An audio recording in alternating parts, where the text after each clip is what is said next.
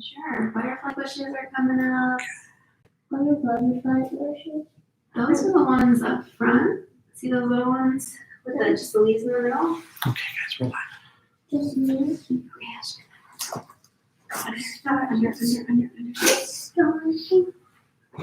Under. Good evening, everyone. Ash, you want to come say hello to everyone? We at the Harvey House. Come on in, guys. Wishing everybody a happy Passover. And say happy Passover. Happy Passover. Happy Passover. Happy Passover. We're so excited that you're joining us for our Seder tonight. Hopefully you have most of the materials in front of you. And if not, no big deal. You can just follow along. But we wanted to say hello as a family, and then we'll get started. Sound good? Oh my goodness. Sounds good? All right. All right, guys. Happy Passover. See you soon. Go play. You look very handsome. Okay. So,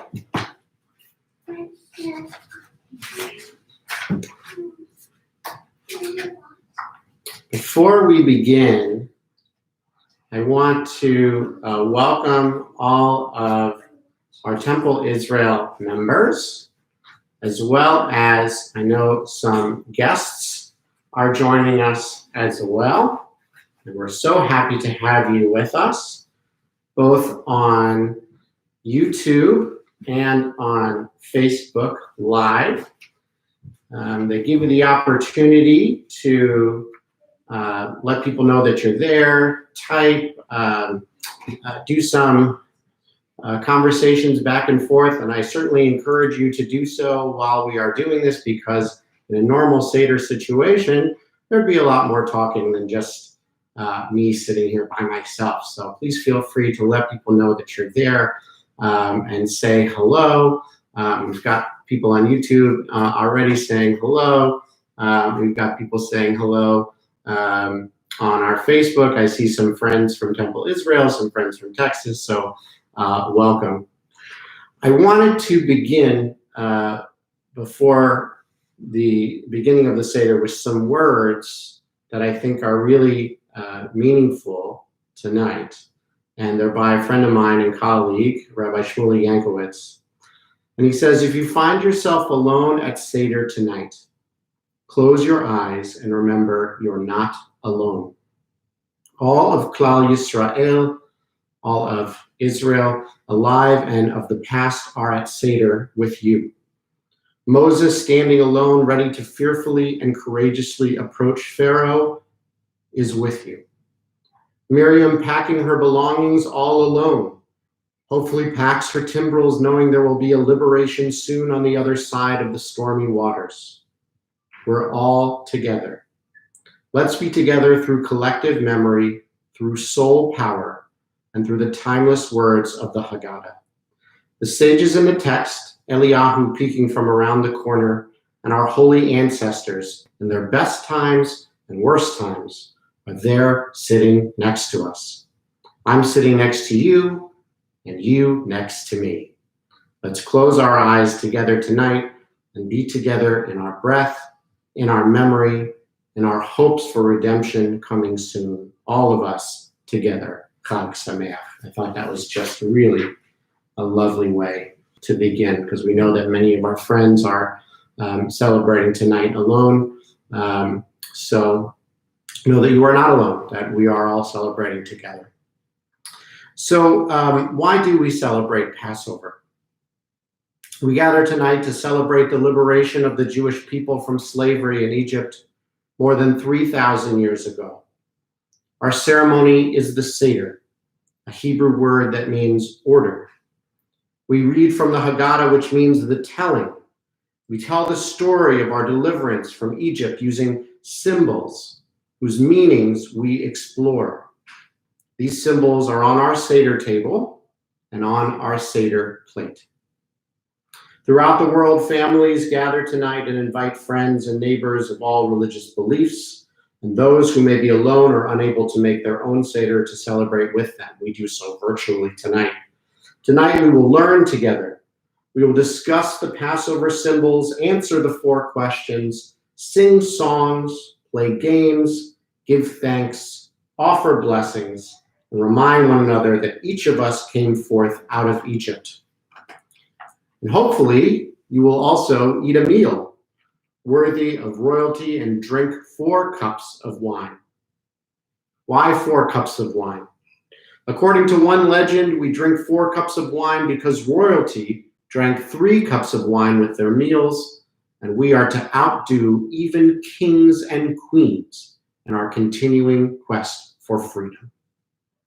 With grateful thanks, we welcome everyone to our Passover Seder. Tonight, we shall fulfill once again the Torah's instruction to remember the story of the Exodus from Egypt all the days of our lives. Whether we have many Passover memories or are experiencing our first Seder tonight, we joyously tell the story of the Exodus as one community. Let us welcome each other as if it is our first Passover celebration with the traditional words of welcome to the Seder table. Blessed are you who come. Let us say together in Hebrew, all women at the Seder table. To the women, we say to you, Brucha Haba'ah. Let's say together in Hebrew to all men at the Seder table, Baruch Haba, welcome. A wonderful way for us to begin is through music and welcoming one another through these words of Hine ma tov u'manayim, shevarachim gam yachad. How good and how pleasant it is when people live together in harmony.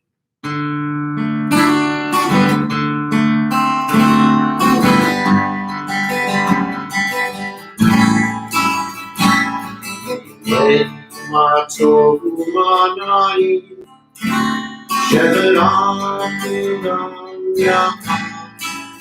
Hine ma tov u'manayim, shevarachim gam yachad.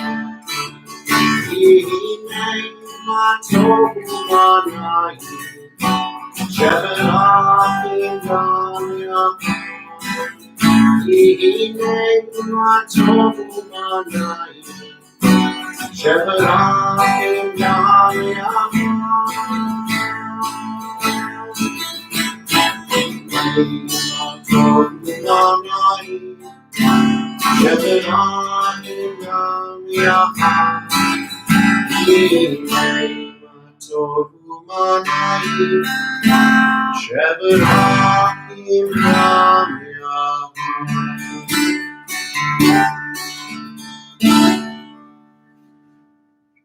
How good and how pleasant it is when people live together in harmony and dwell together and even dwell virtually together.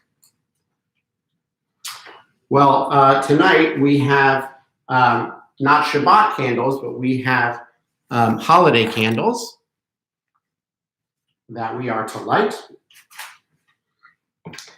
The lighting of the candles in our home symbolizing lighting the lamps of our people and spreading light, joy, and the knowledge of God's ways.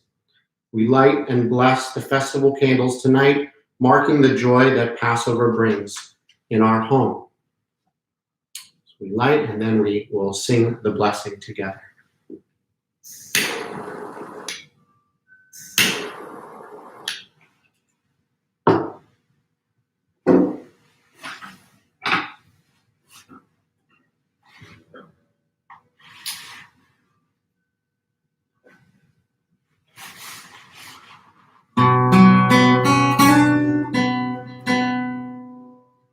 Baruch atah Adonai Eloheinu melech haolam asher kidshanu b'mitzvotav v'tzivanu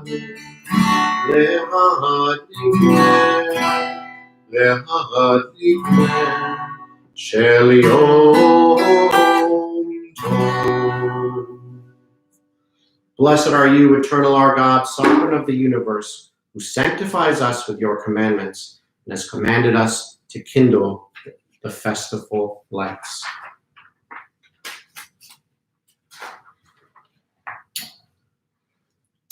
We move to the Seder service before the meal of Kiddush.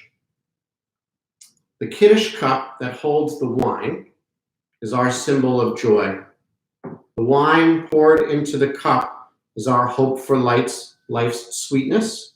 Together poured to the brim, the cup reminds us of the fullness of our days. During the Seder, we will drink 4 cups of wine. Each cup symbolizes a different aspect of Passover. With the first cup, we remember God's promise to our ancestors and to every generation. I will free you from the laborers of the Egyptians, from Exodus 6:6. As we drink, we celebrate the promise of freedom from slavery and oppression, and from our enslavement in Egypt. We learn that there are times when bitterness is a companion to life's sweetness. The story of our deliverance teaches us that a life touched by God's presence strengthens hope, providing us with the will to overcome the bitter and to rejoice in the sweetness and sanctity of every life. We'll also say together the Shechianu prayer, a prayer of gratitude recited at the beginning of special times. We recite it immediately after the blessing for the first cup of wine to give thanks for our opportunity to celebrate this holiday together.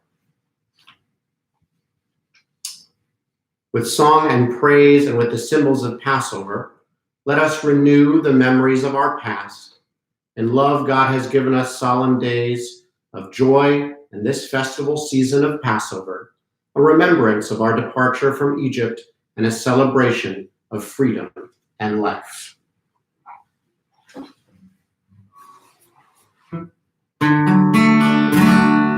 Baruch atah Adonai Eloheinu melech haolam borei peri harachem. Amen. Blessed are you, eternal our God, sovereign of the universe, creator of the fruit of the vine.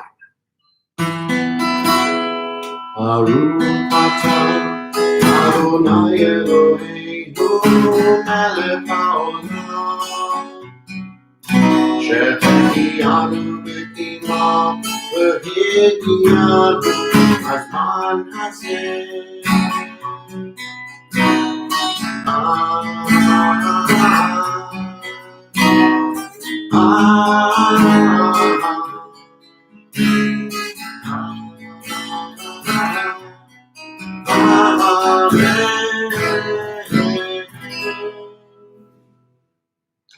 Blessed are you, Adonai our God, ruler of the universe, for giving us life, for sustaining us, and for bringing us to this moment.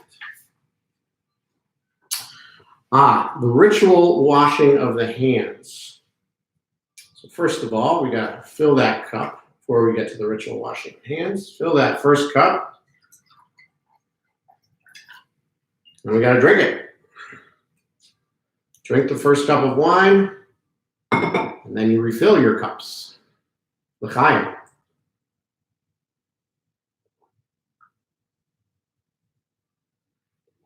You are supposed to drink all of it, so drink about as much as you can do. Some people fill it to the very top. Other people, they go a little easier.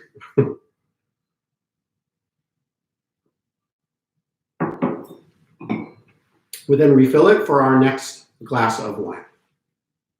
And as I said, then we come to the ritual washing of hands. And I can't think of a more important time for us to ritualize washing your hands. The washing of hands is a ritual of purification. We symbolically wash away the thoughts of our daily activities and any remnants of the slave mentality created by the many years of servitude our ancestors endured in Egypt. Later in our Seder, we wash our hands again to say the blessing as we prepare to eat our festive meal. As we tell the story of Passover, we reflect on the role of water in our quest to achieve freedom in saving the life of Moses in the parting of the Red Sea, for quenching our thirst and renewing our spirit through our journey in the desert. So I'm going to go wash my hands, and I'll be right back, friends.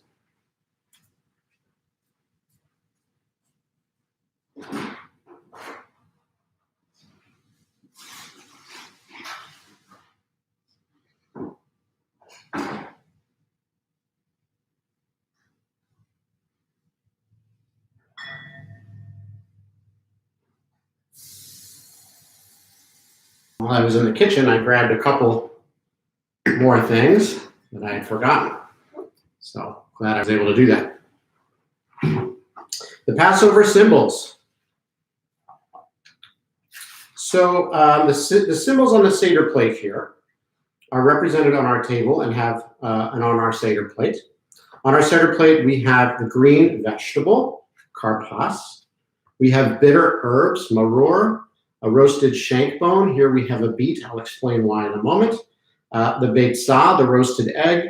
The charoset, a sweet condiment. And then there's another chazeret here for us to eat as well. And we'll speak about that in a moment. But for now, we hold up the karpas, our green vegetable. Here I'm using parsley. Tonight we praise God once again for creating the fruit of the earth, symbolized by the karpas, green vegetable on our table. The first growth of spring, karpas represents birth and renewal. In the spirit of Passover, before we eat it, we dip the karpas in salt water. We do so to remind ourselves of the tears shed by our ancestors while enslaved in Egypt. So we dip in the salt water, and we say the blessing together. Baruch atah Adonai Eloheinu melech haolam borei pri ha'adamah. Blessed are you, Adonai, our God, sovereign of the universe, creator of the fruit of the earth. You want the salt water to drip. Okay. Good stuff. The roasted egg. Even before the exodus from Egypt, Jews celebrated the creation of life each spring. Like parsley symbolizes the beginning and renewal of life, the egg, the egg, like parsley, symbolizes the beginning of the renewal of life. Round, without beginning or end, it also represents the cycles of the year and the cycles of life. Matzah. We have on our plate, on our table, 3 pieces of matzah. Matzah is unleavened bread, bread that has not had time to rise or leaven. It is the food we ate during Exodus from Egypt. As the Torah teaches, they baked unleavened cakes of the dough that had been taken out of Egypt, for it was not leavened, since they had been driven out of Egypt and could not delay. The 3 pieces of matzah are a reminder to us of God's covenant with the patriarchs and matriarchs of the Jewish people, Abraham, Isaac, and Jacob, Sarah, Rebecca, Rachel, and Leah.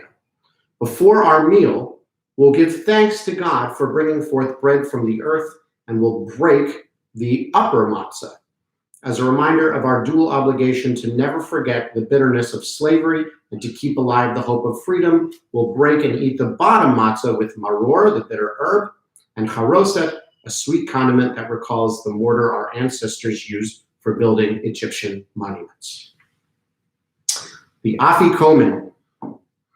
I have to say that when we're doing this virtually, it's kind of hard to hide and find an afikomen. But if you're doing it at your own home, you are able to do this and hide the afikomen and try to look for it later.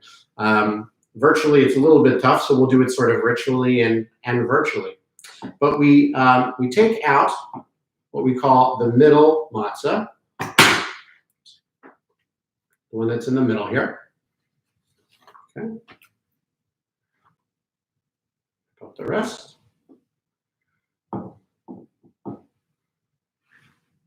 We break the middle matzah in half. The larger piece, it was actually quite perfect, I guess like this. The larger piece is called the afikomen.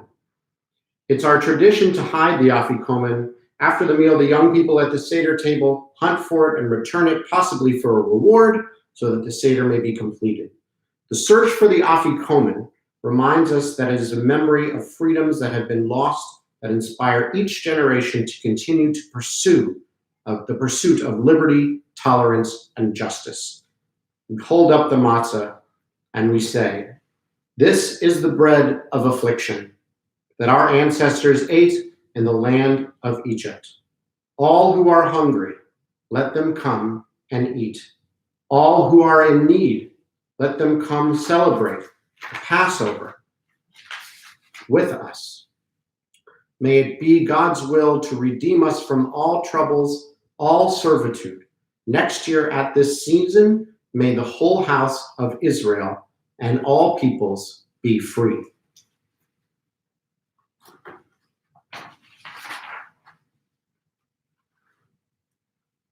The second half of the middle matzah. So while we'll hide the Afikomen, got the second half. To our plate that held 3 pieces of matzah, we now return the second half of the middle matzah for the oppressed. It is a symbol of hope for free persons. It is a symbol of the responsibilities of freedom. The story of Exodus has brought hope to many peoples as they face their own struggle for freedom. Dr. Martin Luther King Jr., in the speeches, rallies, and marches of the American Civil Rights Movement, explicitly invoked the story of the Exodus. He said, "The Exodus is something of the story of every people struggling for freedom. It is the first story of man's explicit quest for freedom, and it demonstrates the stages that seem inevitably follow the quest for freedom." And this is the power of the story of the Exodus. It is both a historical story and a contemporary story of hope. Having washed away the remnants of slave mentality, we acknowledge that blessed with freedom, we have responsibilities as free persons, as articulated by the great 20th century philosopher, Rabbi Abraham Joshua Heschel, who said, "Freedom means more than mere emancipation. Freedom proposes that the capacity for sacrifice. The glory of a free society lies not only in the consciousness of my right to be free and in my capacity to be free, but also in the realization of my fellow man's right to be free and his capacity to be free. The issue we face is now how to save man's belief in his capacity to be free." Tonight, we recite again the story of the Exodus and give thanks to God for delivering us from slavery to freedom. As family, friends, and neighbors, we, the beneficiaries of God's compassion, affirm our obligation to join with God and partner with one another to perform tikkun olam, doing our part to help repair the world. As free persons, we break the middle matzah into small pieces as a reminder of our responsibilities in a world that is still broken.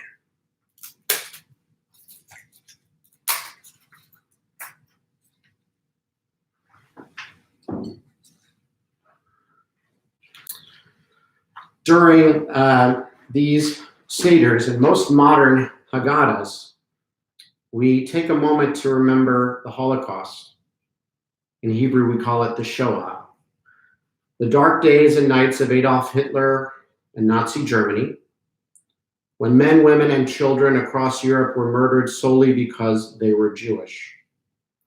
We also remember the many others who were killed because of their ethnic origins, sexual orientation, disabilities, or political beliefs. We remember the Holocaust as we recite together the names of the concentration camps and ghettos where Jews perished: Auschwitz, Belzec, Majdanek, Treblinka, Buchenwald, Theresienstadt, Vilna, Dachau, Bergen-Belsen, Lvov, and Warsaw. Let us remember the sacrifice and the heroism of all men, women, and children who perished in the Holocaust. Let us remember their agony and their faith. Let us be true to their memory by being vigilant in the cause for freedom. Let us be true to their memory by being vigilant against indifference to persecution and injustice at home and throughout the world. May our exodus from Egypt and the memory of the Holocaust continue to strengthen our belief in God and our resolve to improve the human conditions. We come to a part in our service called the Four Questions. And in addition to the standard questions that we will ask and sing traditionally, there's a couple more questions that I thought we could ask as well. At our Passover Seder, we ask 4 questions that inquire, why is this night different from all other nights? The question asks why there is a change in our everyday routine for our Passover evening meal. By asking and answering these questions, we explore the meaning of Passover for our children and for all those at our Seder table. For those who are unacquainted with Passover symbols and the rituals, and for those who seek a deeper understanding of the story of the Exodus. I know that we have many guests who this may be their first Seder, so these are wonderful questions. Typically, the youngest person at the Seder has the honor of being the first person to ask the 4 questions, followed by other children. After the 4 questions have been asked, anyone at the Seder table may add questions for us to explore as we tell the story of the Exodus and learn more about our people's passion for justice and freedom. So we'll ask the 4 questions first, and then we'll ask some more questions that I think we should be thinking about during this time. So the first thing we'll hear is Ma nishtana halayla hazeh mikol halilot. Why is this night different from all other nights? We'll then sing all the other questions, but then we'll translate them.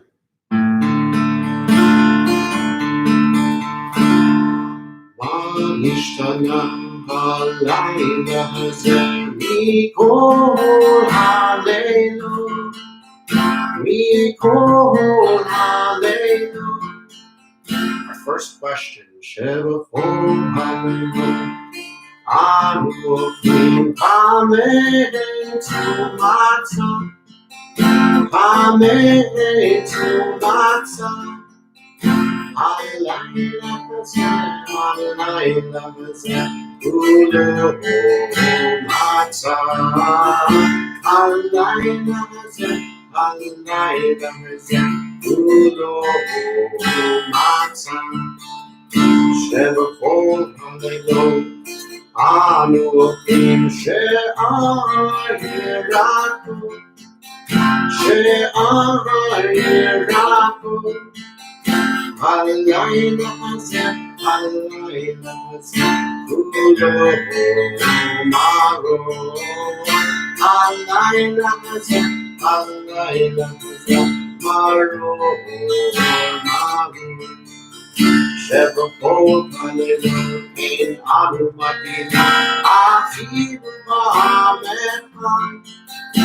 Afilu ba'amechad. Halayla hazeh, halayla hazeh, sheteichen ami. Halayla hazeh, halayla hazeh, sheteichen ami. Shebachol halilot anu ofrim ben yoshvim u'ben mesubim. Ben yoshvim u'ben mesubim. Halayla hazeh, halayla hazeh, kulanu mesubim. Halayla hazeh, halayla hazeh, kulanu mesubim. So we just heard those 4 questions. Ma nishtana halayla hazeh mikol halilot. Why is this night different from all other nights? Shebachol halilot anu ochlim chametz u'matzah halayla hazeh kulo matzah. Why on this night do we eat either bread or matzah? Why on all other nights we eat bread or matzah? Why on this night do we only eat matzah? Shebachol halilot anu ochlim sha'ar yirakot halayla hazeh maror. On all other nights, we eat all kinds of herbs. Why on this night do we eat especially bitter herbs? שבכל הלילות אין אנו מפילים אפילו פעם אחת הלילה הזה שתי פעמים. On all other nights, we do not dip herbs in any condiment. Why on this night do we dip them twice? And the fourth question, שבכל הלילות אנו אוכלים בין יושבים ובין מסובים, הלילה הזה כולנו מסובים. On all other nights, we eat either sitting upright or reclining. Why on this night do we recline? So let's answer these four questions together, and then we'll ask and answer a couple other questions. So why is this night different from all other nights? We celebrate tonight because we were Pharaoh's slaves in Egypt, and God delivered us from bondage to freedom. Had our ancestors not been redeemed from Egyptian slavery, we, our children, and our children's children would have remained slaves. Even if all of us were wise and educated by our study of Torah, it would still be our responsibility each year to tell the story of our deliverance from Egypt, to dwell at length on the remembrance of our exodus from Egypt on Passover is considered praiseworthy. Abadim hayinu leFaro Mitzrayim, we were slaves to Pharaoh in Egypt, and the eternal our God freed us from Egypt with a mighty hand and an outstretched arm. So our first question, why on this night do we eat only matzah? Matzah symbolizes both slavery and freedom. Matzah is our bread of affliction. It is a symbol of our rush to freedom, the food we ate when liberated from Egyptian bondage, when our ancestors rushed to leave Egypt. They did not have time to wait for their bread to leaven. During Passover, we eat matzah to remind us of our enslavement in Egypt and all the divine help we received during the Exodus. Our second question on bitter herbs. Why on this night do we eat especially bitter herbs? Bitter herbs, or maror, represent the bitterness of slavery. We eat bitter herbs later in our Seder ceremony so that we will never forget the bitter taste of oppression. Why on this night do we dip herbs twice? Karpas is a symbol of renewed hope and the promise of spring. We dip karpas in salt water as a reminder that our ancestors viewed the hope of renewal through the tears of slavery. Later in our Seder, we shall combine maror and charoset. Maror is dipped or mixed with charoset to remind us that we withstood the bitterness of slavery because it was sweetened by the hope of freedom. And why on this night do we recline when we eat? A pillow on our chair is a symbol of freedom. Historically, slaves sat on hard benches or on the floor where they ate, forced to rush through their meal in order to return to work. For our ancestors, reclining on pillows or couches, or eating at leisure, or sitting in comfortable chairs, and engaging in conversation, these were symbols of freedom. Our comfortability symbolized our ability to recline as free persons, declaring to the world that we will not be enslaved. So how about some more questions on this very special virtual Passover? Manishtana hamagefeh hazot mikol hamagefot. How different is this plague, this pandemic, from all other plagues? For all other plagues took place long ago or far away. This plague is here and now. For all other plagues in our lifetime, there was an us and a them. This plague affects us all. For all other plagues, real-time communication was a key problem. This plague comes at a time when information also spreads virally, for good and for ill. And for all other plagues, we mentioned them at the Seder. This year, we have to make Seder in the middle of a plague. For each difference, there is a corresponding action. We learn that we have to accept that reality has changed. We reach out for emotional and spiritual support as we need. We're patient and kind with ourselves and others. Reach out and strengthen or form a network of mutual support. We are all in this together. And it will take every one of us to work our way through this in health and safety, emotional, mental, spiritual, as well as physical. And finally, use our ability to communicate long distance in real time to share emotional and practical support and verified information. We try our best not to contribute to the infodemic of misinformation, rumor, and disinformation. So actually, this is really nice. There's some more modern interpretations of the symbols on our Seder plate because of the coronavirus, such as the matzah represents being unprepared and responding creatively to novel situations. Even though we may have been caught off guard, we'll respond creatively and turn our bread of affliction into the bread of freedom. Salt water is a mild disinfectant. We'll take measures to protect ourselves. We don't need zero risk. Just keep it low enough not to overwhelm our healthcare systems and our own immune systems. The egg, the longer it's cooked, the more rubbery it gets under ordinary circumstances, but under true adversity, cooked for 6 hours or overnight will make the egg takes on beautiful colors. It will make huevos haminados. It takes on beautiful colors and is soft and creamy. So we'll endure the tough and rubbery times, trusting that we will turn this time to beauty and good when we can. Maror, the bitter plants of the world are also among the most tenacious. Like horseradish, like the dandelion, we will survive and even thrive in the face of adversity. And karpas, spring green. There's a story in our family. There was always a cold boiled potato to dip in salt water along with the parsley. After I left home, I learned that this was what Litvak, Lithuanian Jews, used for their rituals hors d'oeuvres. Who had anything green in March that far north? Karpaz reminds us of the importance of short supply chains and eating locally. So those are some interesting things to think about. The other thing to think about is 4 questions of liberation. I'd like us in your own Seder tables or being together to ask these questions of one another or of yourselves. When have you felt trapped, overwhelmed, or stuck this year? When have you felt liberated and hopeful? What liberation for yourself and others do you want to help bring about in this coming year? What will be your first step towards making this happen? And what support do you need from your community in order to take this first step? I think those are great questions for us to reflect upon and ask one another and ask ourselves. So please do so and make those discussions. We turn now to the 4 children. According to tradition, there are 4 types of sons and daughters of Israel.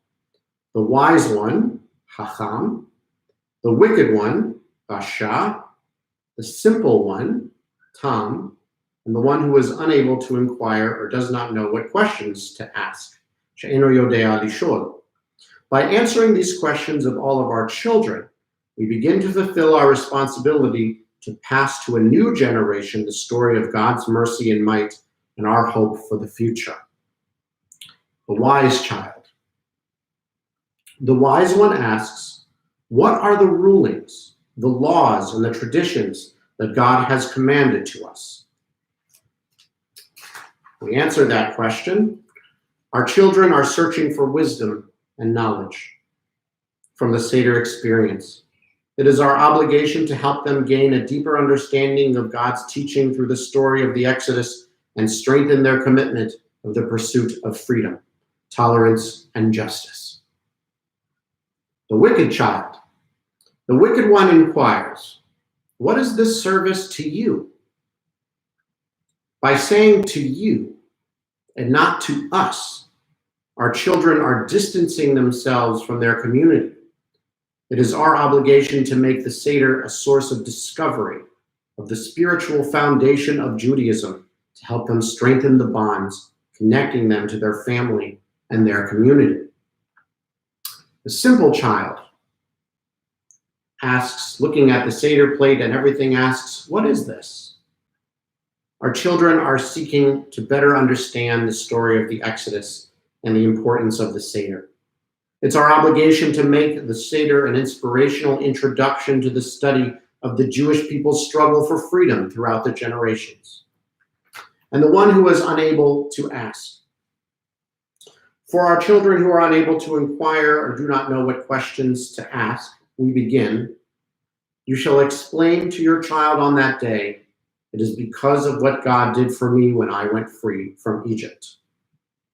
It is our obligation to help our children involved in the joyful experience of the Seder so that they may begin to feel a part of the Passover story of freedom and discover what questions they wish to ask.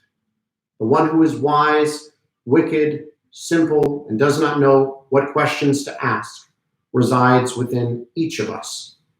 By fulfilling our obligations for the Seder, we learn more about ourselves and each other and make the story of Passover our own. We come to the Passover story itself.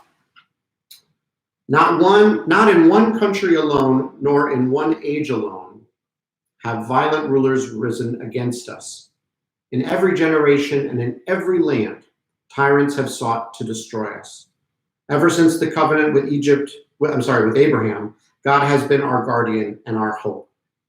Whether we are celebrating our first Seder or have celebrated a Seder every year of our lives, whether we are young or old, it is well for all of us to consider the Passover story and how God has been unfailing support throughout the millennia. So we go to the beginning of our Passover story, which begins actually with Jacob, Joseph, and Egyptian slavery. So settle back, and here's the story of Passover, friends. The story tells us that when harsh famine engulfed the land of Canaan, our forefather Jacob and his household went down to Egypt. Joseph, one of Jacob's sons, was already in Egypt. Joseph had helped Pharaoh eliminate the threat of famine during 7 years of plentiful harvests. He was favored by Pharaoh, had risen high in the Egyptian court, and was able to provide possessions and security to his father and brothers. Jacob, Joseph, and the families, at first strangers in the land, came to feel at home in Egypt. After the famine was over in Canaan and it was possible to return to their homes, they remained, trusting that the memory of Joseph and their own contributions would keep them secure in Egypt. Joseph and all that generation died, and the generations of Jacob and Joseph were fruitful and multiplied. And a new Pharaoh arose over Egypt who did not know Joseph or the contributions that he and his household had made to Egyptian society over the generations. And Pharaoh said, "The people of the children of Egypt, Israel, are too many and too mighty for us. Come, let us deal wisely with them, lest it come to pass that when we are at war, they join themselves unto our enemies and fight against us." Our ancestors were then forcibly enslaved. The Egyptians set over them taskmasters to afflict them with burdens and to build for Egyptian leaders royal cities and monuments. And so, Pharaoh commanded the death of all sons born to our ancestors enslaved in Egypt. But Shiphrah and Puah, the midwives present at the births, refused to obey Pharaoh and did not distinguish between sons and daughters. When one Israelite woman gave birth to a son, she hid him from the Egyptians. After he grew too old to hide, she put him in a basket and placed it among the reeds in the Nile. His older sister hid nearby to see what would happen to her brother. When Pharaoh's daughter came to bathe in the river, she found the baby in the basket. The baby's sister offered to find her an Israelite woman to nurse the baby. The woman she brought was the baby's own mother. When he grew older, his mother returned the baby to Pharaoh's daughter who adopted him. She named him Moses, meaning I drew him out of the water. and raised him in Pharaoh's court. Moses was adopted by the Egyptian royal family and grew to manhood as a prince of Egypt. When he was grown, he saw an Egyptian taskmaster beating a Jewish slave. Moses killed the taskmaster and was forced to leave Egypt, fleeing to the land of Midian. At an oasis, Moses came upon the daughters of Jethro, a Midianite priest, as they were drawing water from a well. Moses protected the women from a band of bullying shepherds. After the daughters told their father what happened, he invited Moses to their home and soon offered Zipporah, his oldest daughter, to Moses as a wife. God heard the cries of our ancestors in bondage in Egypt. And one day, while Moses was tending to Jethro's flock, God appeared to Moses through a burning bush, a bush that burned but miraculously but was not consumed. God commanded Moses to return to Egypt and tell Pharaoh to free the Israelites from slavery and oppression. On the journey, danger to Moses and his family was averted by the bravery and quick thinking of his wife, Zipporah. In Egypt, Moses spoke the word of God to Pharaoh, saying, "Let my people go." When Pharaoh refused to release our ancestors from slavery, God afflicted the people and the land of Egypt with 10 plagues, each one worse than the one before. It was only after the 10th plague, the slaying of the firstborn, that Pharaoh yielded and allowed us to begin our departure from Egypt. After his decision, Pharaoh had a change of heart and mobilized his army. As our ancestors approached the shores of the Red Sea, 7 days after our exodus from Egypt, they saw the Egyptian army pursuing them and were filled with fear. Unless we were able to cross the sea, Pharaoh would destroy us. God, however, did not at first part the waters for our passage to dry land. The Midrash, a commentary that explains biblical texts, teaches that it was only after one man, Nachshon ben Aminadav, acting with the courage of a free person and ready to take the ultimate risk of freedom, walked into the undivided waters of the Red Sea, that God parted the waters. When the Egyptian pursued us into the sea, God saved us by causing the sea to close in on the Egyptians, drowning them. And God brought us forth out of Egypt with a mighty hand and outstretched arms, and with signs and wonders. And God commanded us to observe the Passover each year and to declare God's might and mercy to our children throughout all generations. Though our ancestors were redeemed from slavery and we have rejoiced to see the oppressors overcome, our joys and triumphs are diminished by the suffering of others. Even as God saved us, God told us not to rejoice in the suffering of other people. As the sea closed over the pursuing Egyptians, God declared, "My creatures are drowning, and you are singing." We now join together to recite each of the 10 plagues while removing a drop of wine from our cups. With this act, we lessen our joy, symbolically acknowledging the suffering of the Egyptians and envision ourselves casting out every plague that threatens our humanity. So with each plague that I will read, take a drop of wine, traditionally it's done with our pinky, and place it on the plate, on your plate or on any other plate. And remember that when we are finished doing so, it's natural for us to want to lick our finger or clean the wine off or grape juice with our finger, with our mouths. But we don't do that because we don't want to taste the sweetness of the death of others. So we wipe it off. So you may repeat these plagues or simply follow with what I am doing. We say in Hebrew and then in English: dam, blood; tzfardea, frogs; kinim, lice; arov, wild beasts; dever, blight; shechin, boils; barad, hail; arbe, locusts; choshech, darkness; Makat Bechorot, the slaying of the firstborn.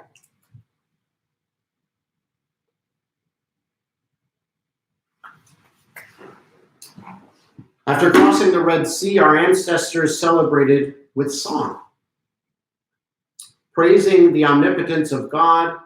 And tonight we recite that part of the Song of the Sea, giving thanks once again to God for our freedom and commemorating the splitting of the sea. We sing the words of Mi Chamocha.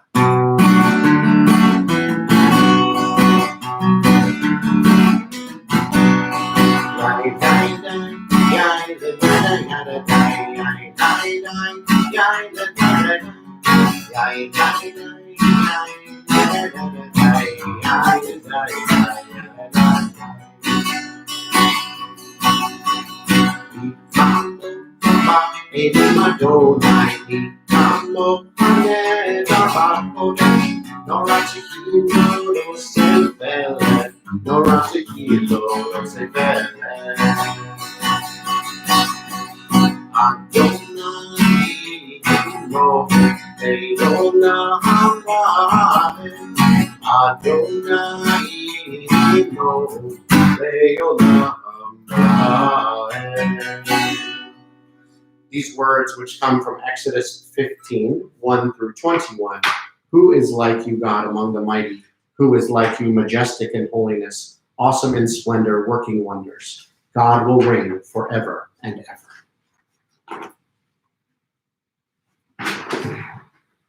When I went to wash my hands, I brought two other symbols to our Seder plate, which we will speak about in a moment. The first is Miriam's cup, a cup of water.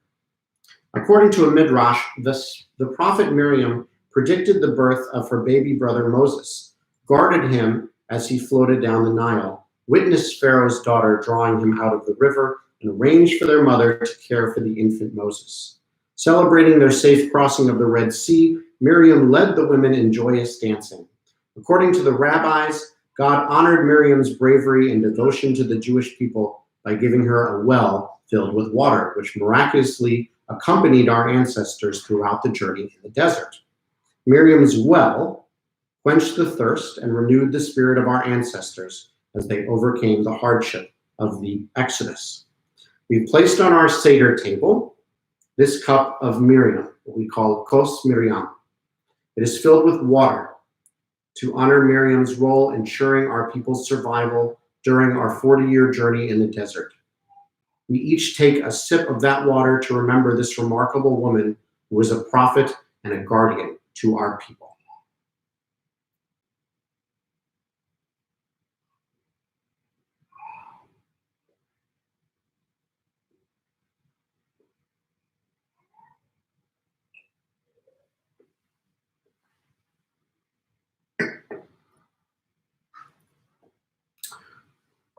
We come to the words of Dayenu, a familiar song.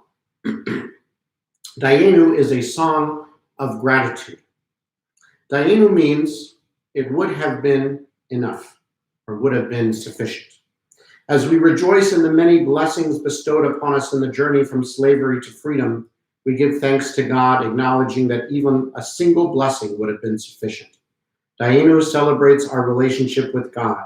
The song is a reminder to each of us and a lesson to each new generation of the blessings we have received and our responsibility to ensure that all men, women, and children know the gifts of freedom. Before we sing, we read each of the verses, concluding each verse by saying together in a loud, strong voice, Dayenu.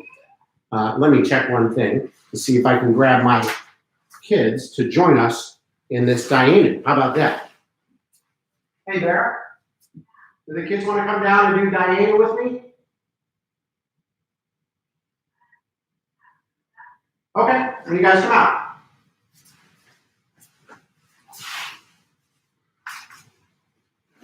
Family life. How manifold are the blessings and favors that God has conferred upon us.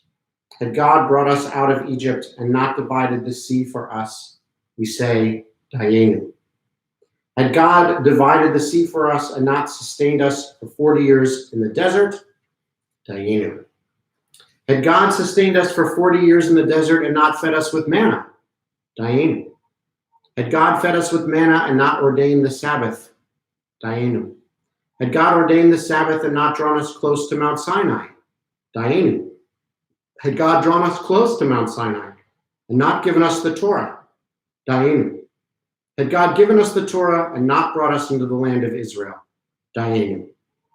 Had God brought us into the land of Israel and not sent us prophets of truth and justice? Dayenu. Had God sent us prophets of truth and justice and not given us the strength to keep alive hope throughout the generations? Dayenu. Had God given us the strength to keep alive hope throughout the generations and not given us the gift of the courage and compassion, the righteous men and women among us, we would say, Dayenu. Most of us know this song. And this song refers to the 3 verses. Had God taken us out of Egypt and not supported us in the wilderness, it would have been enough. Had God given us the Sabbath and not the Torah, it would have been enough. Had God given us the Torah and not brought us out of the land of Israel, not brought us to the land of Israel, it would have been enough.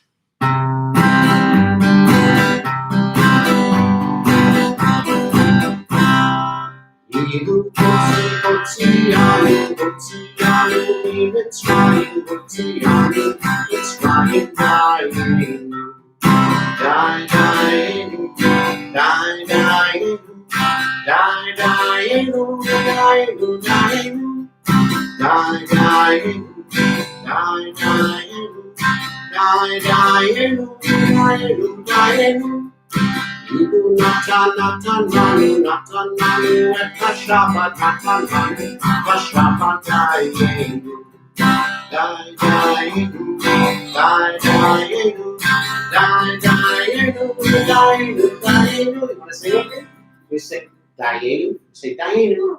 No? You want to dance with me a little? Okay. Ilu natalanu, natalanu, ekla Torah, natalanu, ekla Torah, Dayenu. Dayenu, Dayenu, Dayenu, Dayenu,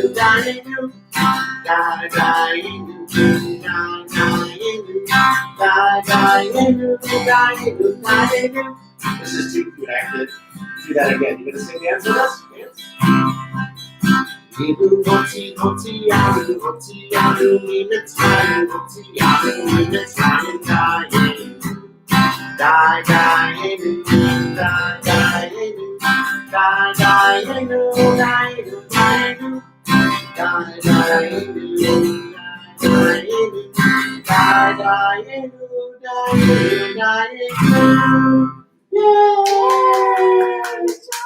Thanks, buddy. I appreciate it. You guys going to sleep? Pretty soon. Pretty soon. I'm still hungry. You're still hungry. We haven't even gotten to the food yet. I love you. Please do food. We still do food. That is exactly what my children would have been asking during a real Seder as well. Can we do food yet? Peter, guys. Remembering the Exodus. Should enemies rise against us, the remembrance of the Exodus from Egypt will never fail to inspire us with new courage and strengthen our faith in God, who redeems the oppressed. Exploring the meaning of the Passover symbols helps us to remember. Rabbi Gamliel, one of Judaism's great scholars of the 1st century CE, taught that whoever does not discuss or expound upon the symbolic meanings of Pesach, the shank bone, matzah, and maror, that are herbs, has not truly celebrated the Passover festival. So what is the meaning of the Pesach? So tonight, instead of a shank bone, I have a beet, which is a halachic allowed substitution for the shank bone. It is typically done for vegetarians, or in our case, where it's too hard to go out and find a shank bone, just like it might have been in other times. You get a beet instead. The beet red color reminds us of the Paschal sacrifice as well. Nonetheless, the shank bone, or the beat here, reminds us that God passed over our houses and spared us on the watch night. When Pharaoh refused to release us from slavery, God afflicted the people of Egypt with the 10th plague, the slaying of the firstborn.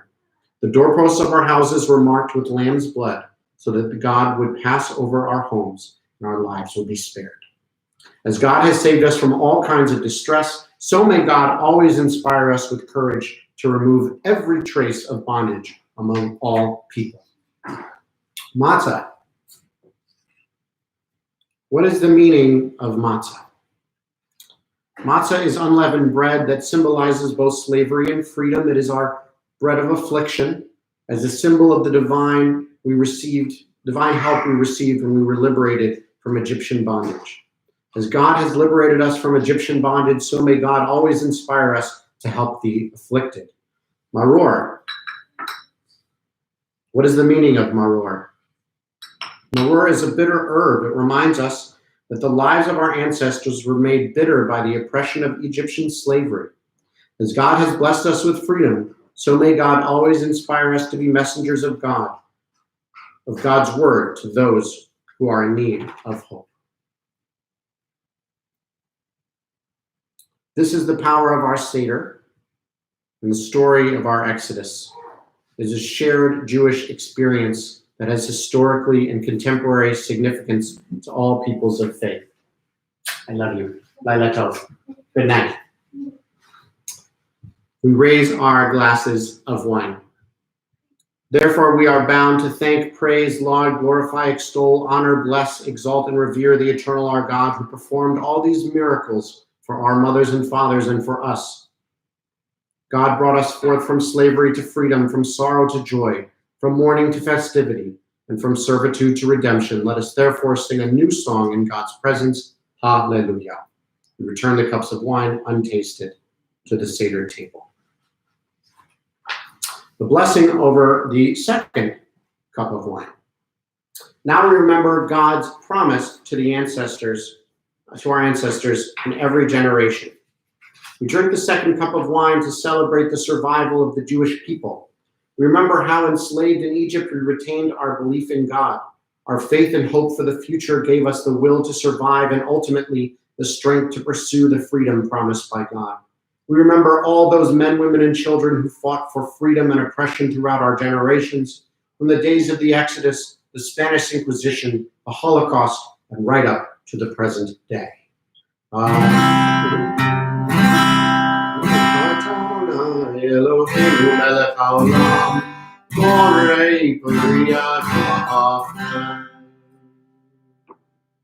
L'chaim, we drink the second cup of wine and refill our glasses.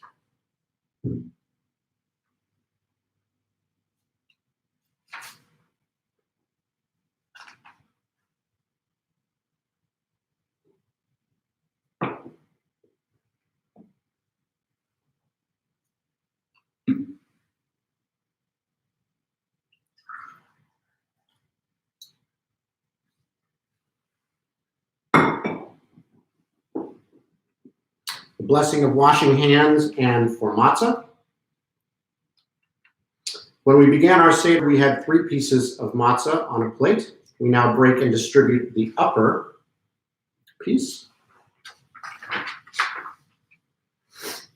The upper matzah is broken and distributed to all present.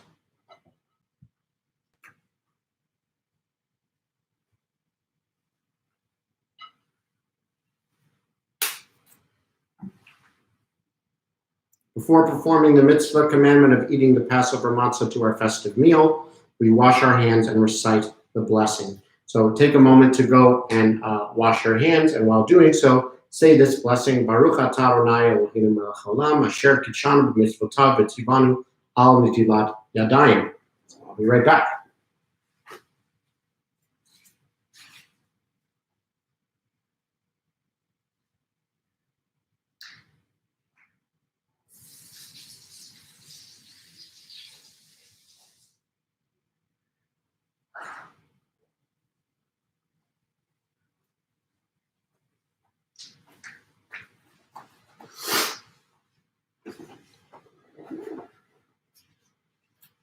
We then say, with our hands washed and clean,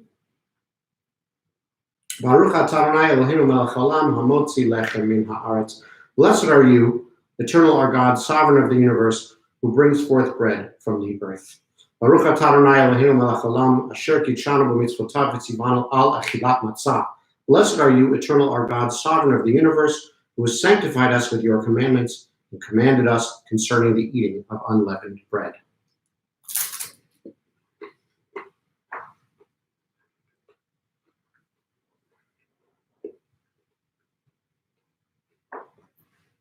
Okay, moving right along. Maror. Maror or chazeret.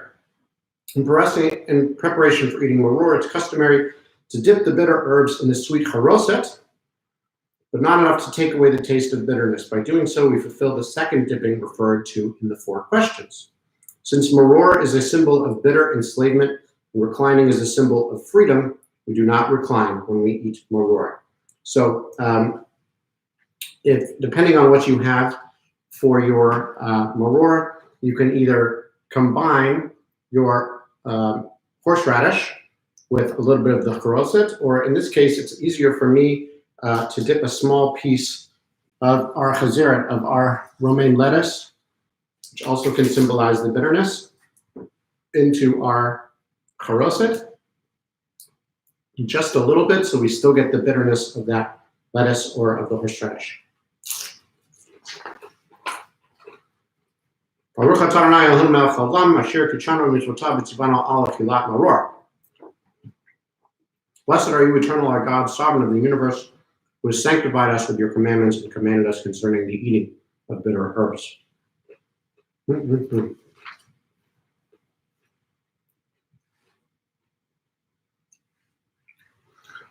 Our next symbolic moment is what we call Hillel's sandwich. To carry out the injunction, they shall eat it with unleavened bread and bitter herbs, our great sage Hillel of the 1st century BCE combined matzah and maror on Passover and ate them together. Tonight we eat a sandwich of matzah, maror, and charoset to remember that in times of freedom, we must not forget the bitterness of slavery, and in times of oppression, we must keep alive the hope of freedom. Now, if some of you were there to watch my chocolate Seder, they had chocolate-covered matzah, marshmallows, and chocolate. So it was basically the Hillel s'more. A lot better than what we're going to do right now. Because I don't want to munch in front of all of you, I'm just going to put a little bit of materials together symbolically to get these together. We'll eat the Hillel sandwich. In my case, it's like a Hillel slider.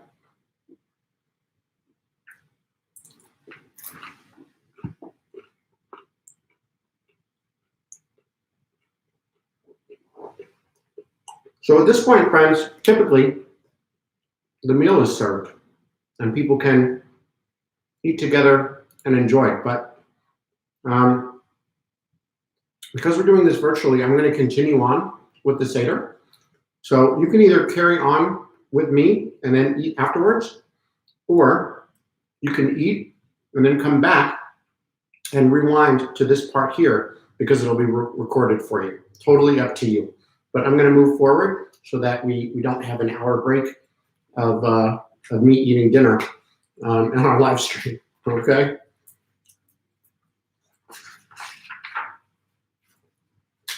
So after you've eaten, or symbolically, after you've eaten,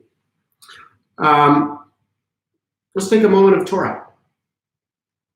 The Torah states that we should remember the day of we left Egypt, all the days of your life. That's from Deuteronomy 16:3.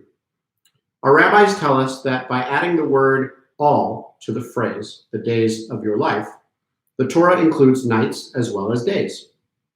Also, our rabbis say that the days of your life refer to the world in which we live, and the addition of the word all includes the Messianic age. According to tradition, the prophet Elijah will announce the coming of the Messianic age, a time when all people shall live in dignity, freedom, and peace. Even as we shall rejoice in the coming of the Messianic age, so shall we remember even then our obligation to conduct a Passover Seder each year and remember the day we left Egypt. The blessing over the third glass of wine.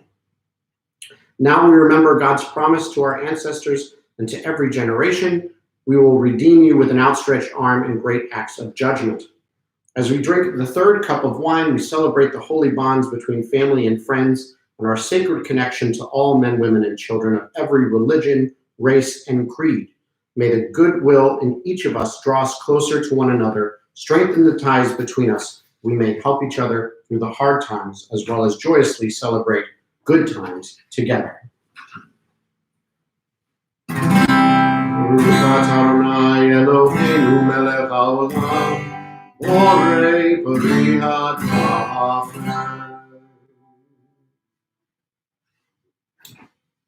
L'chaim, friends.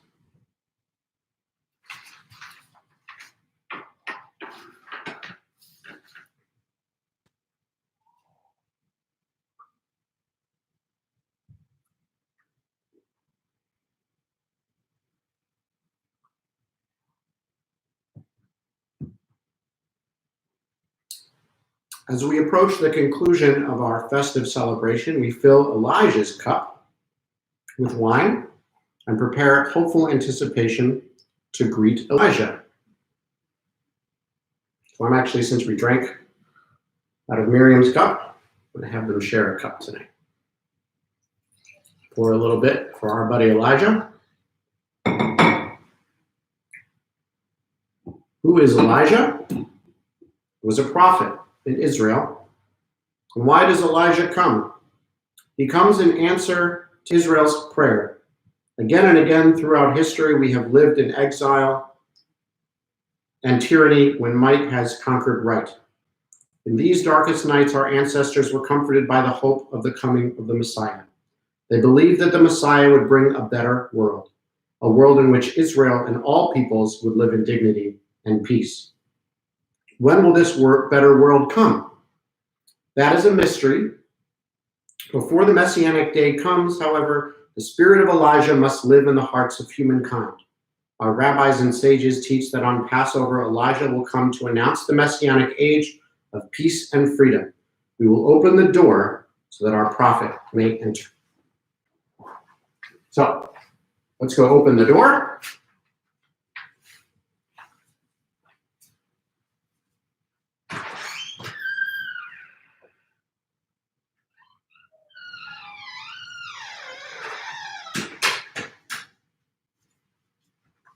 Take a moment in your own homes to open up the door for Elijah. Welcome Elijah in. And if Elijah is there, let me know.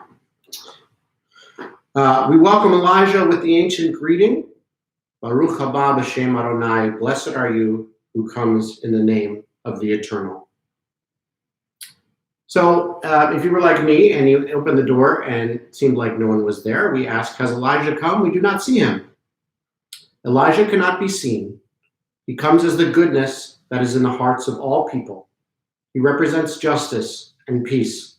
Just as it is our responsibility to open the door for Elijah at the Seder, so too does it remain our obligation to keep our hearts open to each other and to the doors of freedom open for all. May God grant that next year all people may live together in freedom and peace. As we think of those wonderful hopes, we sing together the song welcoming Eliyahu Hanavi.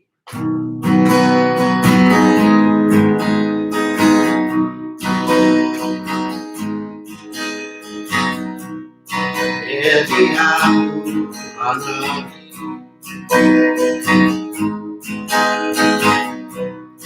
Eliyahu Hanavi.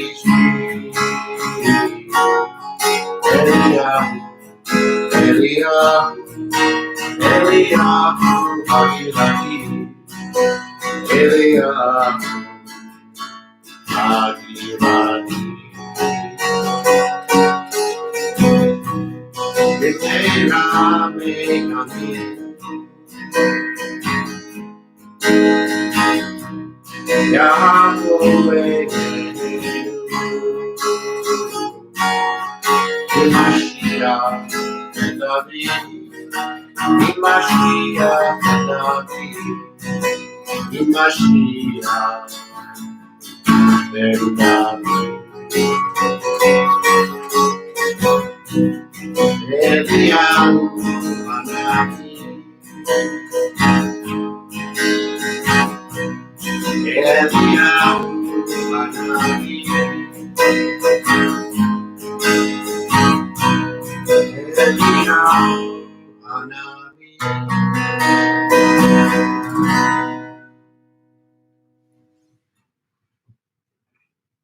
Those words, so that all know, mean, may Elijah the prophet, Elijah the Tishbite, Elijah of Gilead, quickly in our day come to us, heralding redemption.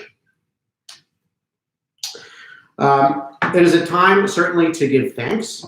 As a community, we give thanks for the teachings of the story of Passover, which we shall remember all the days of our lives as we refill for the fourth cup of wine. As for the symbols of Passover that inspire us to work for the freedom of all.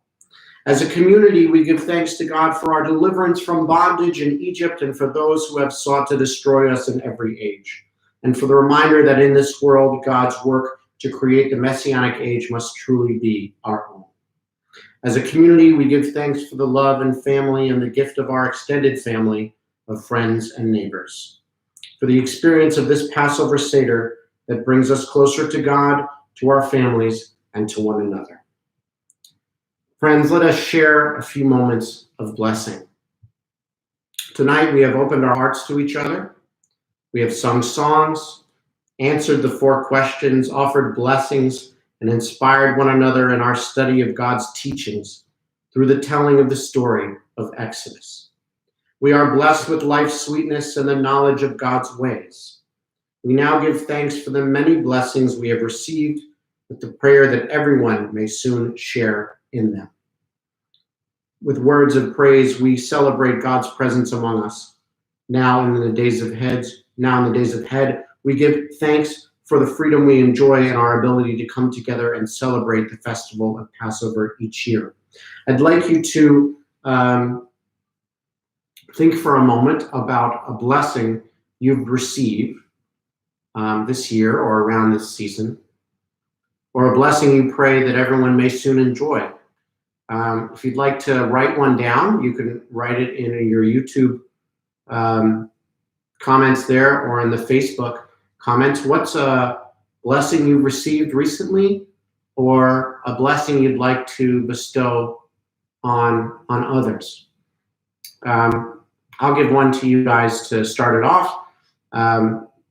I like that as we entered the book of Exodus a few weeks ago, we said those words, Chazak, Chazak, v'nitzchazek, strength, strength, and may we strengthen one another. So it's my blessing to all of you that through this difficult time, we offer strength to one another. We have strength, and that our strength, my strength gives you strength, and vice versa. So may that be your blessing.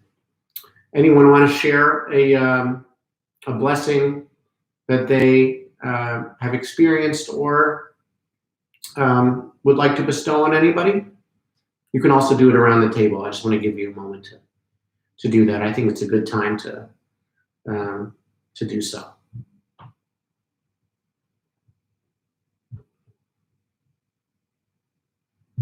No matter what our blessings are, we celebrate God's presence among us and wish blessings upon all of you. For our fourth and final cup of wine, we remember God's promise to our ancestors and to every generation. I will take you to be my people, and I will be your God, from Exodus 6:7. We dedicate the fourth cup of wine to shalom, to peace. May the one who broke Pharaoh's yoke forever shatter all fetters of oppression and hasten the day when swords shall at last be turned into plowshares and spears into pruning hooks. May the state of Israel, all peoples in the Middle East, and peoples of every religion, race, and creed throughout the world soon experience the blessing of peace. May God be gracious to us and dispel the darkness of ignorance and prejudice from all peoples. May our country be a beacon of liberty and justice for all peoples. May we be blessed with peace and freedom and be kept safe from danger everywhere. Together, we'll raise the final fourth glass of wine.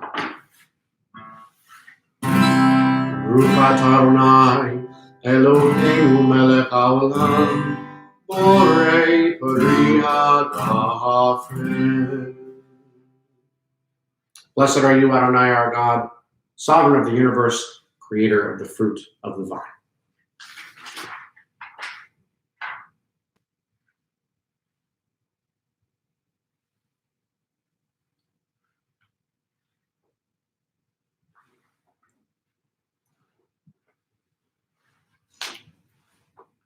Tonight we have given thanks to God by saying a blessing over the 4 cups of wine as we celebrated the sanctity of every life, the survival of the Jewish people, the holiness of our bond to every family member, and the meaning of shalom, peace. May this Seder provide us with new spirit and energy in the year ahead as we strive to meet the challenges to life's sweetness. May all peoples soon know freedom and peace. We say next year in Jerusalem. Jerusalem has symbolically been at the spiritual center of the lives of Jews, Christians, and Muslims for millennia. Each year, our Passover Seder renews our hope for the future. Tonight, we once again affirm our commitment to partner with God and join with one another to help repair the world. At the beginning of the Messianic age, we look forward to rejoicing in Jerusalem with men, women, and children of all races, religions, and creeds to embrace as one family the blessing of peace and freedom. It is our prayer that it may be next year. B'shana haba'ah Yerushalayim, next year in Jerusalem. Dear friends, it has been so wonderful to share this journey with you, to share this Seder with you. And I recognized before we leave and I say goodnight, there is one more part of the Seder plate that I didn't mention that I wanted to, it's here, but we didn't speak about it, and that's the orange. Sometimes an orange is added to the Seder plate. The use of this symbol was originated by Dr. Susanna Heschel, a feminist scholar, to show solidarity with the LGBTQ community. The orange was selected to represent the additional fruitfulness of a society that welcomes and includes members with diverse sexual orientations.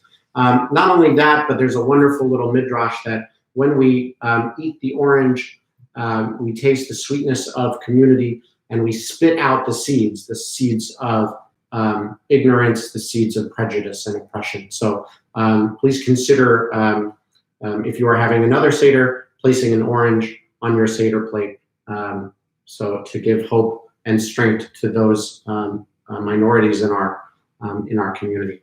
But all in all, friends, I really thank you for joining us at my home through Temple Israel for a wonderful Passover Seder. I'm sorry that we couldn't share it together in person, but I know that so many of you are with us. I can see you are all there. Thank you for the likes and the loves and the comments that you are there experiencing this. Again, remember Shmuel Yankowicz's words, which we said at the beginning, that you're not alone on this Passover. Whether you're sitting in a place alone or not, you're not alone. All of us are celebrating together, and all of us are with you. So we hope that this year provides a year of renewal, a year of strength and shalom to all of you.